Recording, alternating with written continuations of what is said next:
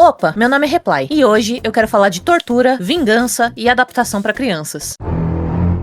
Coisa que esse vídeo não vai ter. Já aviso que alguns dos temas são pesados. Tudo isso para falar de Zootopia e sua arte em diversos aspectos. A história de Zootopia começa oficialmente nos anos 90, quando Brian Howard inicia sua carreira na Disney como estagiário, virando depois contratado pelo seu excelente desempenho. Afinal, eram os anos 90, e esse tipo de coisa ainda acontecia antes de todo mundo virar PJ. Ele foi subindo de carreira até virar o diretor de Bolt em 2008, um filme onde um cachorro que é ator acha que é um super-herói de verdade e adquire sérios problemas de identidade no processo. Ele também co-dirigiu Encantados e finalmente, depois de 20 anos trabalhando para a empresa, ele sentiu que tinha liberdade de dar suas ideias, onde submeteu seus primeiros roteiros, onde tinham 3 que tinham animais como personagens, pois ele estava inspirado em Robin Hood, um clássico também da Disney lançado em 1973, que era o favorito de sua infância. Não é confirmado, mas eu acredito que talvez tenha sido esse o filme que fez ele desejar se tornar animador para começo de conversa. Então, é natural que ele tenha escolhido esse filme como inspiração. As ideias originais não eram nem um pouco parecidas com Zootopia que conhecemos. A primeira seria uma adaptação dos Três Mosqueteiros, só que com animais, coisa que a Disney já tinha feito em 2004 com o Mickey. A outra seria sobre um gato cientista maluco que transformava crianças em animais nos anos 60. E a última seria sobre um pug no espaço caçador de recompensas. Mas nenhuma dessas ideias parecia original o suficiente. Então, ele teve a sacada. Enquanto metade das histórias os animais sempre vivem isolados da sociedade, em outras eles vivem escondidos, como em A Vida Secreta de Pets, que é tipo um Toy Story de animais. E ele teve a brilhante ideia de fazer um mundo moderno, mas paralelo ao nosso, onde todos os animais vivem em uma sociedade moderna feita para animais, sem necessidade de se esconder e sem necessidade de se isolar. E assim, foi uma ideia brilhante, entre aspas, porque a comunidade furry, que também se baseou no estilo originalmente das antropomorfizações da Disney, já lida com esse conceito de sociedade moderna com animais antropomórficos desde os anos 2000 no falecido DeviantArt. Ai, Reply, mas ele ainda funciona. Não, ele tá morto, descansa em paz. Voltando, o produtor, diretor e ex-diretor da Pixar, John Lasseter, gostou tanto da ideia, aparentemente ele nunca viu uma fanfic de furries, ômegas e betas, que falou pro Brian investir na ideia do pug, e disso saiu Savage Seas. O que é bem estranho, porque ele deixou de ser um pug e virou um coelho chamado Jack Savage, que era um espião e que dá até um vislumbre do que poderia ser um gender bend da Judy, que a gente conhece hoje. Então, contrataram Jared Bush para trabalhar no projeto, porque além dele ser um escritor muito competente, o avô dele e o pai tinham sido funcionários da CIA. No fim, os dois jogaram toda a história de ser nos anos 80, de ser um pug e de ter um caçador de recompensas no lixo, para ser um espião do tipo James Bond, e decidiram que seria um caso policial com uma raposa como personagem principal e uma coelha como ajudante lá para 2011, onde dá para ver que ainda tem alguns traços de espionagem nas concept arts. Mas em novembro de 2012, eles perceberam que seria uma história muito mais interessante se eles tivessem a Judy como personagem principal, e não o Nick, para colocar o público com um olhar mais inocente e menos badass, ou foda,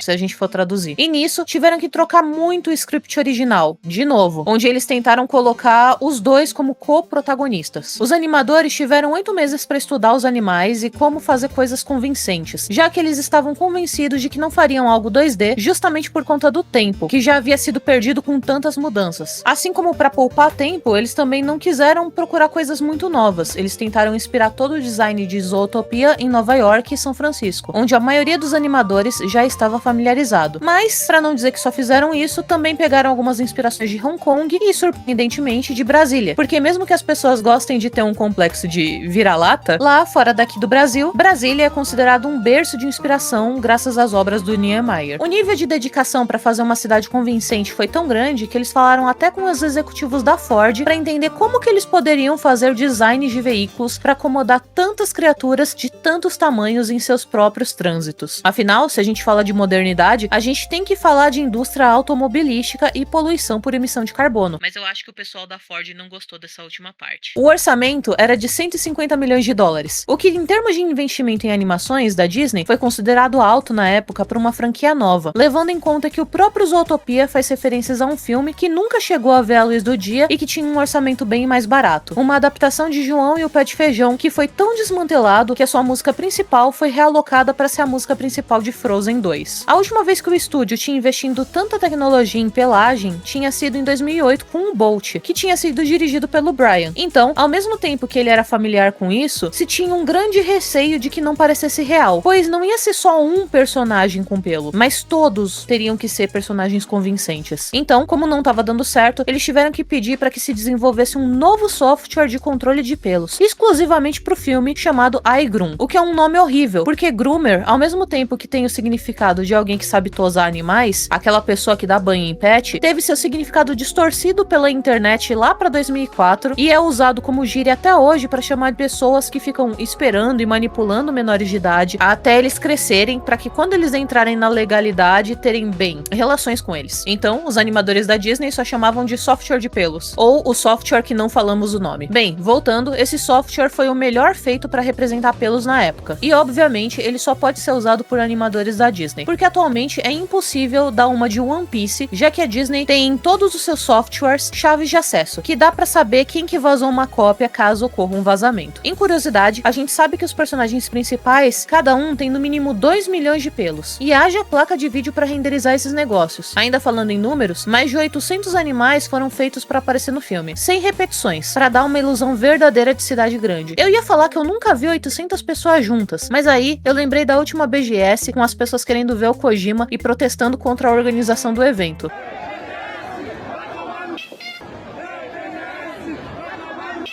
Eu tava lá no meio. Eu vi o Kojima de muito longe. E falando de curiosidades aleatórias, o filme obviamente foi marketado pros furries. Porque, como diriam os paulistas, seria um puto case de sucesso, meu. E tudo isso de acordo com um artigo de 2016 do BuzzFeed. Sim, aquele site onde você faz testes pra saber se você é um brigadeiro ou uma coxinha. Eu sou um brigadeiro. O engraçado é que depois disso, ninguém nunca mais confirmou o assunto. Como se eles tivessem vergonha de ter feito marketing pros furries. O que é bem irônico, pois foi a própria Disney que criou os furries em primeiro lugar. Uma coisa que eu gosto em toda a produção e como eles divulgaram as fases iniciais do filme foi a questão dos storyboards, animatics e principalmente no livro principal, onde dá pra gente ver toda a concept art. E é nessa parte de concepts que eu queria chegar, porque o filme que a gente recebeu foi um filme completamente diferente da penúltima versão feita, que a gente pode encontrar vários vislumbres, pedacinhos por aí, que incluíam tortura, segregação e alegorias ao racismo, o que deixava muitas crianças que hoje são adultas assustadas. Então, vem comigo ver o que quase traumatizou a sua infância. Como da copyright, mesmo que eu quisesse, eu não poderia mostrar a parte sonora pra vocês, mas existem muitos storyboards que foram dublados. Então, eu vou narrar o que acontece nesse segmento inteiro, para que a gente possa ver tudo em sua totalidade do que a gente tem. A gente começa vendo uma visita de uma professora com várias crianças, e vemos que essas crianças ao redor, algumas estão separadas de um lado e outras estão com um brilho verde no pescoço do outro lado. A professora explica que o mundo antigamente era um lugar diferente, que era dividido entre predadores e presas, e que eles não eram amigos, porque predadores comiam presas, mas que isso era passado, e só para ser duplamente seguro, foi feito o colar da domesticação, onde se um predador ficasse agitado e com sentimentos negativos, o colar da domesticação os lembraria de serem bonzinhos através de um choque. Logo depois, a gente teria a introdução do Nick, como a gente já conhece, só que depois o colega dele se estressaria pela divisão do dinheiro e levaria um choque. Essa seria uma piada que a gente veria depois algumas vezes no filme, dos predadores se emocionando e levando choque. E o colar é mostrado que ele identifica agitação. Ele não diferencia entre algo positivo ou raiva ou tristeza. Qualquer pico de sentimento é motivo para levar um choque. Isso tudo numa cidade que era bem mais opressiva em questão de criminalidade e tratamento policial contra os predadores. No original, o Nick tinha 2 amigos hamsters que foram excluídos da versão final. E a situação dele era tão ruim que ele tenta comer uma barata de tanta fome que ele estava passando. De algum jeito, ele acaba se machucando e encontrando com a Judy numa cena de crime, de um personagem que estava desaparecido. Ela leva ele para uma clínica depois de multar ele. Dá pra ver o contraste, porque algumas cenas estavam tão avançadas que foram até semi-renderizadas antes de serem descartadas. Nessa cena do médico, por exemplo, que já estava com 3D, o médico fala que vai remover o colar do Nick para poder examiná-lo. E aí a gente consegue ver a preocupação do médico pelos trajes que ele usa pra poder fazer isso, morrendo de medo de ser devorado. Ao se ver livre do colar, a sensação de alívio toma conta do Nick por completo, representada até por uma alucinação com uma montanha russa de felicidade, até que ele tem que colocar o colar de novo. E é uma situação tão boa que ele pede por mais 5 minutos. O médico diz que não poderia, porque se ele ganhasse 1 centavo pra cada vez que pedissem isso pra ele seria o animal mais rico de Zootopia. Esse é o plot. Essa é a ideia de esquema que o Nick tem. Fazer um parque exclusivo pra predadores, onde eles poderiam ficar sem seus colares e serem livres em troca de um ingresso. Mas ele é negado por todos, por mais de 10 personagens diferentes numa sequência bem longa que finaliza com uma preguiça, negando lentamente o seu pedido. Até que ele vai por o último banco que faltava, dos ursos polares, que dão o dinheiro pra ele sem uma palavra. E com o dinheiro, ele começa a construção do parque. Mas pra poder tirar os colares sem ninguém suspeitar de nada, ele faz uma clínica de fachada somente pra predadores. Pra caso alguém fosse visto sem colar, fosse justificável que eles estavam sendo tratados na clínica. Mas o Nick fica sem grana pra pagar os ursos porque construir o parque demora. E o urso ia espancar o Nick, mas aí o filhinho dele aparece brincando de abrir e fechar o vidro do carro. E é um conhecimento de senso comum que, apesar de mafiosos serem mafiosos, eles não são monstros e eles não vão expor os seus filhos pequenos à violência do trabalho. Até que a criança pede pra ir pro parque que o Nick fez. E o pai decide que vai dar mais uma semana pro Nick por causa disso. Porque se tem outro conhecimento comum, é que mafiosos levam muito em conta a opinião dos próprios filhos. E dito e feito, uma semana depois, o parque vira um sucesso, se abre e fica popular entre predadores que podem ser felizes e sentir emoções intensas ao andar em montanhas russas pela primeira vez sem serem eletrocutados. E a gente tem uma cena dele parando de contar o dinheiro pra ver os predadores felizes. E ele sorri, porque finalmente parece ter encontrado seu lugar, e algo que ele fazia que valia a pena. Mas não dura muito, porque chega a Judy, lembra a protagonista do filme original? Então, ela só vai ter uma aparição significativa agora, antagonizando o Nick, pois ela foi contratada pra investigar por que os predadores estão saindo tão felizes de uma clínica médica. Aí, eles têm um debate meio Kira versus Ellie, só que pra crianças e não pra adolescentes Zed, onde ele consegue vencer o debate, mas um leopardo abre a passagem secreta na última hora, coisa que a Judy não vê e finge desistir da história, mas ela volta sorrateiramente e cai por acidente num escorrega chegando no parque, onde ela grava tudo. Mas a gente não sabe se ela vai entregar as provas ou não, porque a gente vai direto pra cena do Nick pagando o urso polar por tudo que ele devia com um bônus. Então, o urso dá o cartão dele pro Nick e fala: se você tiver algum problema, tipo imposto de renda ou qualquer coisa, como se livrar de um corpo, pode me ligar, porque predadores têm que se ajudar. Aí corta pra uma cena onde o Nick tava de boa, olhando o parque, quando ele é acertado por um dardo no pescoço por um lobo. Só que em vez de ser um tranquilizante, é algo que deixa o Nick em estado feral, como a gente viu no filme original. Então, o Nick sai descontrolado e é visto atacando presas e predadores na cidade, babando em dor. E a polícia aparece, prendendo ele violentamente, onde todos os predadores que estão na cena podem ser vistos claramente com estresse, o que torna a situação de Zootopia muito pior do que já estava. O Nick decide então escapar da sua prisão, e não se tem um storyboard de por que ou como ele escapou, mas ele escapa, e a Judy persegue ele. E daí tem o detalhe de que a perseguição do começo do filme, da Judy perseguindo aquele primeiro ladrão, na verdade seria o Nick, onde só trocaram o modelo. De qualquer jeito, a Judy se algema ao Nick, que tá indo pedir ajuda pro urso polar. O Nick tenta esconder a Judy num chapéu, porque ela tá com um tranquilizante, mas ela acorda e se revela, e o urso se sente traído por isso e prende os dois num frigorífico. Enquanto ele tenta escapar, um outro urso, que é garçom, abre a porta e eles se escondem num carrinho que esse urso polar vai levar pra uma das cenas mais tristes do filme inteiro, que por sorte nunca em teoria aconteceu, mas que poderia muito bem ter acontecido nesse universo. É aniversário do ursinho, que antes a gente viu que tava brincando com a janela do carro. E a gente vê que é uma cerimônia do colar de domesticação, onde todo predador tem que colocar o colar quando faz o seu aniversário de 7 anos. Ele parece animado e as crianças também, mas todos os adultos estão com olhares muito tristes, de remorso em seus olhos. E então, o colar do pai apita, pelo estresse de fazer isso com seu próprio filho. E o menino pergunta: o que tem de errado, papai? Nada. Papai só tá feliz por você. Ele tem que responder. E então, ele só sela o destino do menino fechando o colar. E caem balões, e o ursinho tá super feliz. E o pai tenta avisar pra ele se acalmar, mas é tarde. Ele leva o primeiro e intenso choque, porque a partir de agora, ele não poderia sentir mais nenhuma emoção com intensidade. E então, ele abraça o filho.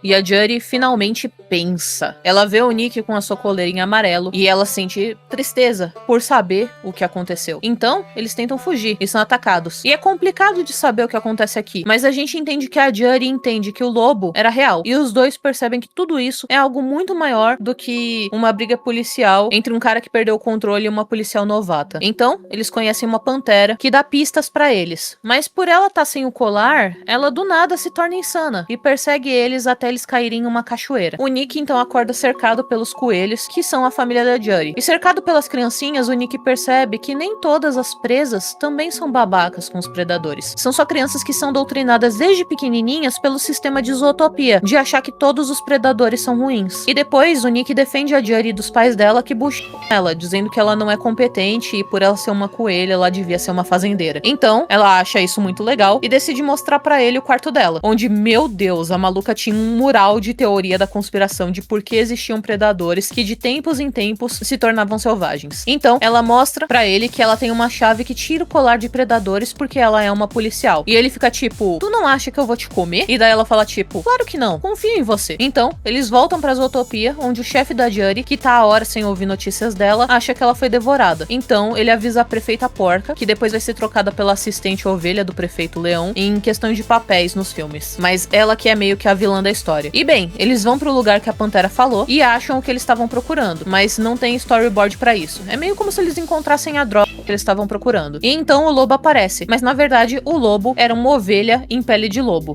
Onde será que eu já vi isso antes? É uma piada visual bem divertida. Aí acontece uma luta, e o Nick e a Judy caem de novo, só que dessa vez sem uma cachoeira, numa queda bem parecida com o que a gente tem naquela versão final do filme. E agora eles podem sair correndo e contar pra todo mundo que tinha ativamente uma manutenção social acontecendo, de onde tempos em tempos quem tava no poder redirecionava a violência por meio das drogas pra determinados pontos da cidade, pra promover uma manutenção social de medo e desigualdade, igual é com a Cracolândia, mas eles têm um desacordo, porque naquela hora que a Judy filmou tudo que ela tinha encontrado do parque do Nick, o Nick descobre que ela tinha entregado pro chefe dela, e que meio que foi culpa dela que ele foi preso e que o mundo de sonhos dele acabou. E depois que eles se separam, a Judy percebe como ela, como policial, o tempo todo estava sendo manipulada por forças bem maiores do que ela para manutenção de uma justiça que ela nem considerava mais justa, onde 90% dos crimes eram cometidos só por predadores. O que, para qualquer pessoa com um pouquinho de cérebro, vai perceber que a Disney é super woke